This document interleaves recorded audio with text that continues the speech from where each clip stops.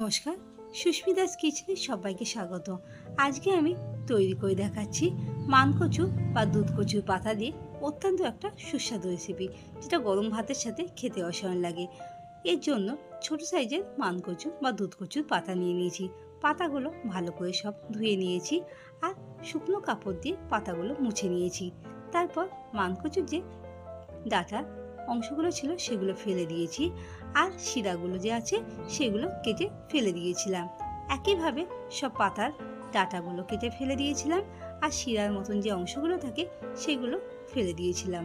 একটা মিক্সার জারের মধ্যে আদা, রসুন, কাঁচা লঙ্কা আর হাফ চামচের মতন গোটা জিরে, সামান্য কিছুটা হিং আর জল দিয়ে একটা মিহি মিশ্রণ তৈরি করে নিয়েছি। একটা মিক্সিং বোলের মধ্যে বেশ কিছুটা বেসন নিয়ে নিয়েছিলাম আর তার মধ্যে বেটে রাখা আদা, রসুন, কাঁচা লঙ্কা আর ধনের যে মিশ্রণটা ছিল সেটা দিয়ে দিয়েছি।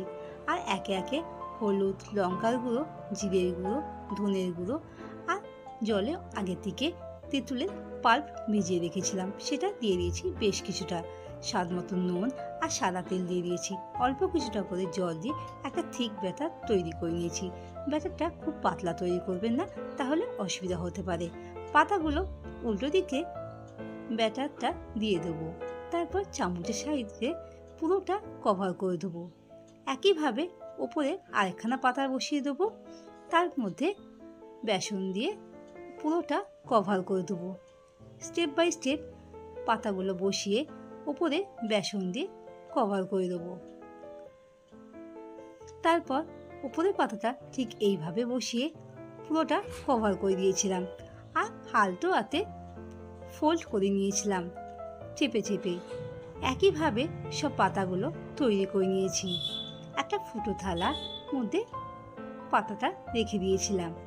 অন্যদিকে গ্যাসের মধ্যে একটু আগে থেকে জল বসিয়ে দিয়েছিলাম। জলটা গরম হয়ে গেলে তার মধ্যে থালাটা বসিয়ে দেবো। ঢাকা দিয়ে 10 থেকে 15 মিনিটের জন্য লো ফ্লেমে তৈরি হতে দেবো। একবার চেক করে দেখবো ভেতরটা কাঁচা আছে কিনা। সেদ্ধ হয়ে গেলে, ঠান্ডা হয়ে গেলে নাবিয়ে রেখে ছুরির সাহায্যে ঠিক এইভাবে ছোট ছোট আকারে তৈরি করে নেব। সবগুলো আমি একইভাবে কেটে নিয়েছিলাম। কড়াইয়ের মধ্যে বা প্যানের মধ্যে বেশ কিছুটা সর্ষের তেল দিয়ে দিয়েছি। আপনারা সর্ষের তেলের জায়গায় সাদা তেলও ইউজ করতে পারেন। তারপর এই কচুর যে বরফিগুলো তৈরি করেছিলাম সেগুলো কড়াইতে দিয়ে দিয়েছি।